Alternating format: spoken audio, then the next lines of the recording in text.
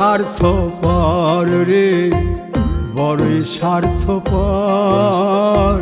বুকের মাঝে জায়গা দিলে যতন কইরা ভাঙ্গে রে অন্তর।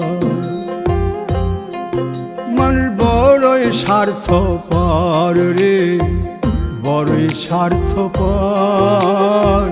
বুকের মাঝে জায়গা দিলে যতন কইরা ভাঙ্গে রে অন্তর।